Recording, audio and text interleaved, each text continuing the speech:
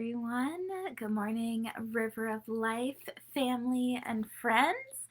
Glad to be on here with you guys again. It's been a while, but I'm happy to be here this morning to give you your take 5 for the day. So today I am going to be talking about the Song of the Vineyard. So that is what Isaiah 5 is commonly referred to.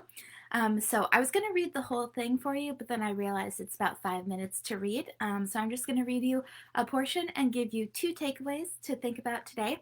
But if you get a chance, I would encourage you to go ahead and read through the whole thing. But let me set the stage for you a little bit.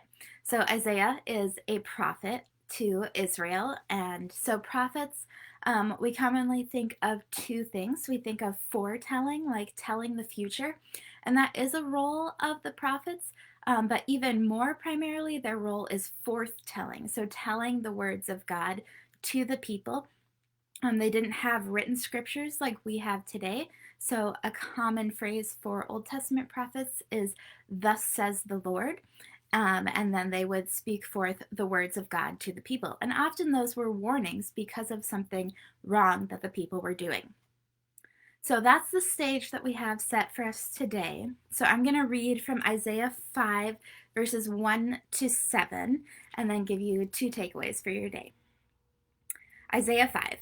I will sing for the one I love a song about his vineyard. My loved one had a vineyard on a fertile hillside. He dug it up and cleared it of stones, and planted it with the choicest vines. He built a watchtower in it, and cut out a winepress as well. Then he looked for a crop of good grapes, but it yielded only bad fruit. Now you dwellers in Jerusalem and men of Judah, judge between me and my vineyard. What more could I have done for my vineyard than I have done for it? When I looked for good grapes, why did it yield only bad? Now I will tell you what I am going to do to my vineyard. I will take away its hedge, and it will be destroyed. I will break down its wall, and it will be trampled. I will make it a wasteland, neither pruned nor cultivated, and briars and thorns will grow there. I will command the clouds not to rain on it. The vineyard of the Lord Almighty is the house of Israel, and the men of Judah are the garden of his delight. And he looked for justice, but saw bloodshed, for righteousness, but heard cries of distress. So my first observation for you guys, I'm sure you're wondering where I'm going with this, but my first observation for you and thought for you to think about today is from verses 1 to 6. So it's talking about what God has done for the vineyard, which verse 7 then informs us is the house of Israel. And so you think back through the Old Testament, all of the things that God did for his people. First, he chose them as a people. He called them out from among the nations. He gave them an inheritance. He gave them the land. He blessed them. All of these things, they really had the perfect setting to thrive and to follow God. But we see time and time again that the people chose to walk away from God. And we see that today too. What more could God have done for us? Like verse 4 said, what more could God have done for his people? What more could God have done for us? For us, we're living on this side of the cross. We know that God sent his son for us, to die for us, to take the price for our sin. What more could God have done for us?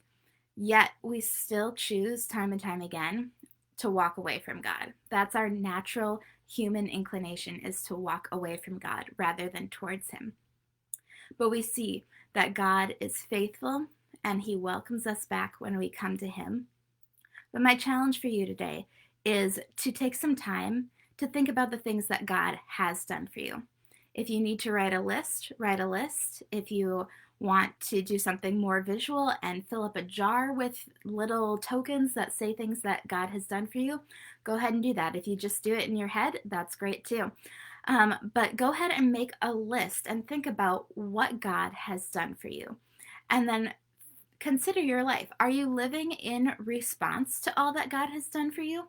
What more could God have done for you? Just like he says about Israel. And we should be living in response to all that God has done for us. My second point comes from verse 7, and then also a part that we did not read, skipping ahead to verse 16. But the end of verse 7 says that God, he looked for justice but saw bloodshed, for righteousness but heard cries of distress.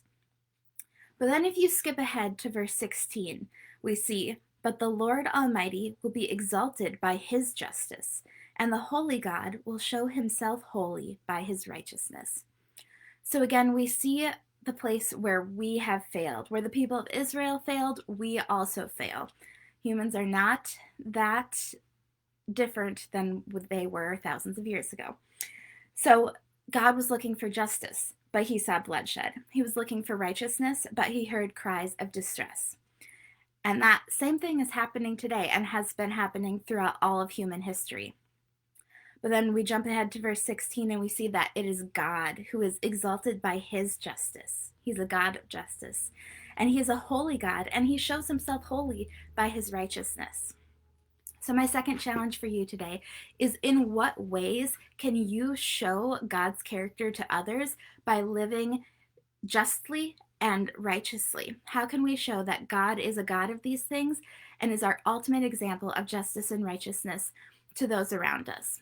So those are my 2 challenges for you guys today. Thank you for listening, and I hope you have a super rest of your day.